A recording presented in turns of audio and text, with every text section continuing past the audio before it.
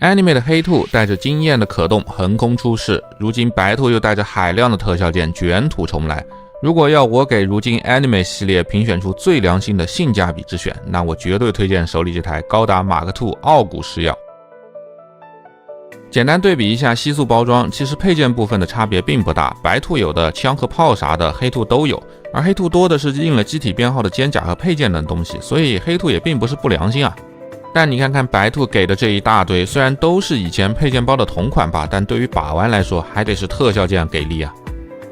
那剩下的配件就是常规的光束枪、耳机、快乐筒、弹夹啥的了，还有一个替换用的天线。出了那么多白兔了，也就这么些东西吧。手型方面一共给了5对，握拳、握持、握枪和2对开掌手，我认为做的都很不错。首先是比例很大，然后指头的细节刻画也很好，没有糊作一团。OK， 那么主体方面，上来先看到大家最在意的一点就是这个脸歪了。其实把黑兔拿出来对比一下，你就会发现大差不差的，反而黑兔是因为脸太黑了，所以迷惑住了大家。这么说吧 ，Beyond 的万代出了这么多款的高达，我买到手的脸正的概率甚至可能不足20%。之前的屠杀短剑更是给我气笑了，而这次的白兔相比黑兔来说，甚至是加量不加价了，那只能包容了，还能咋办呢？只能是顺带问候一下戴哥的家人呗。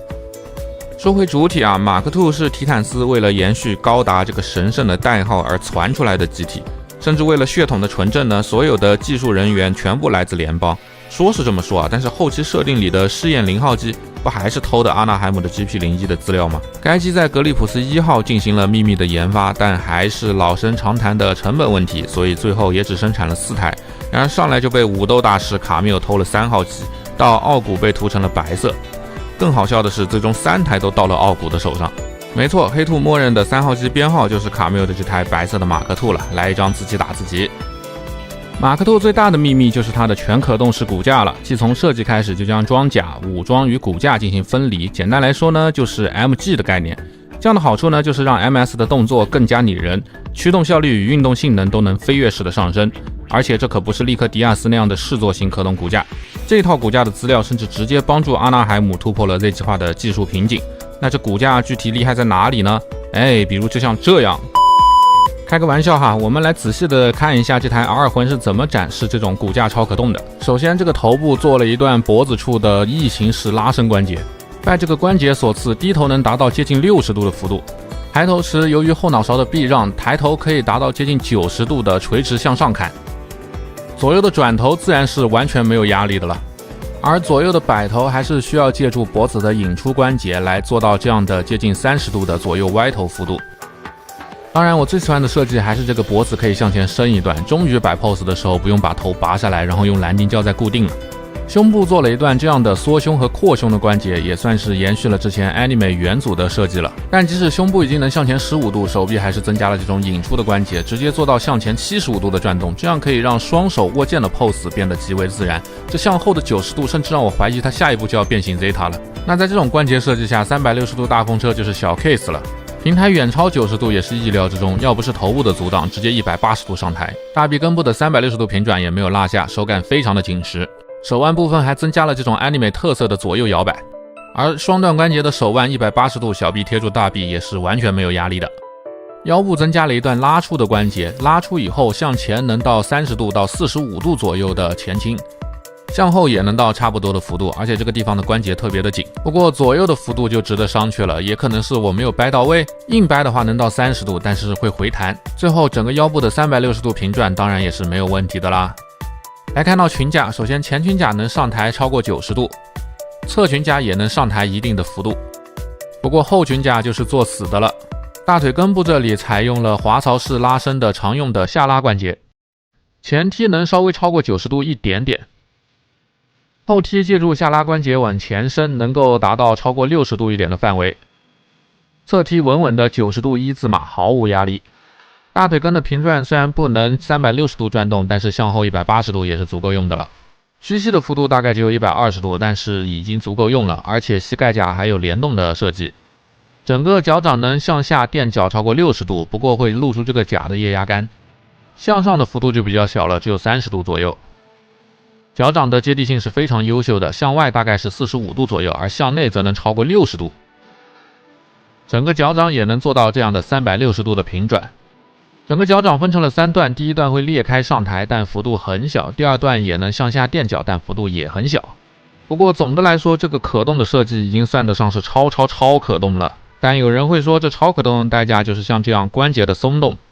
不着急，设定上说了，这套骨架由于材料问题，加上可动轴数量极多，不仅柔性和刚性的处理不当会导致脚软，甚至因为磨损比以前的机体严重得多，4号机在做高机动实验时直接击毁人亡。所以连软骨病这种问题都是由设定来背书的。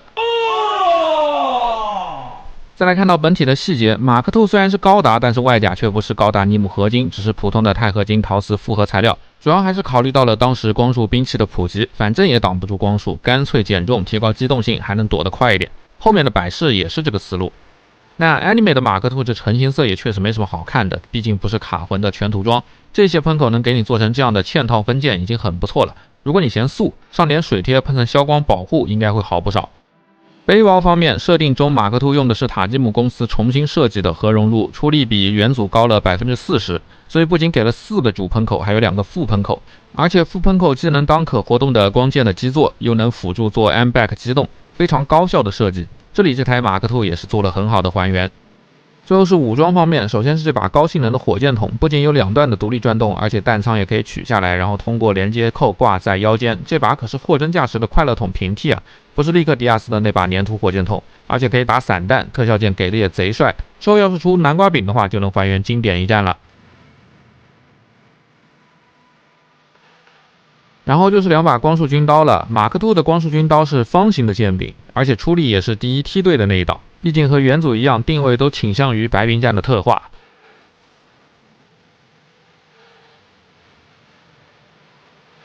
接着就是头部的这个大耳机了，由于马克兔的头部空间是不够的，所以直接把火神炮做成了外挂式的。当然了，这样也能大幅提高弹药的搭载。左边带天线的耳罩其实是炮口，右边的是弹夹，中间连着的这一块呢其实是弹链。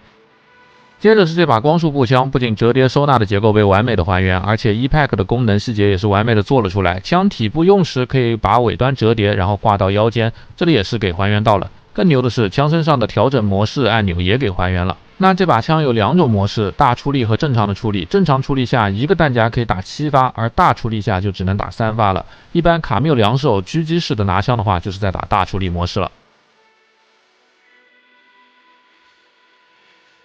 那最后的最后呢，就是这面盾牌了。毕竟外甲都没有用高达尼姆合金的话，就不能像百事和利克迪亚斯那样直接抛弃盾牌做设计了。而盾牌则是一路继承了 GP01 用的那种伸缩式的设计，这台白兔也做到了完美的还原，不愧是性价比 MAX 的 Anime 系列啊。OK， 那么以上就是所有的细节和设定了。可以说目前300以内的价格，大量的特效件，优秀的可动与造型，武装给的又全，细节也丰富的还原，实在是很难挑出什么毛病了。也就脸看上去好像歪了点，感觉戴哥做的马克兔系列都非常的良心啊，非常推荐把玩党入手。OK， 那么本期视频就到这里啦，大家下次见喽。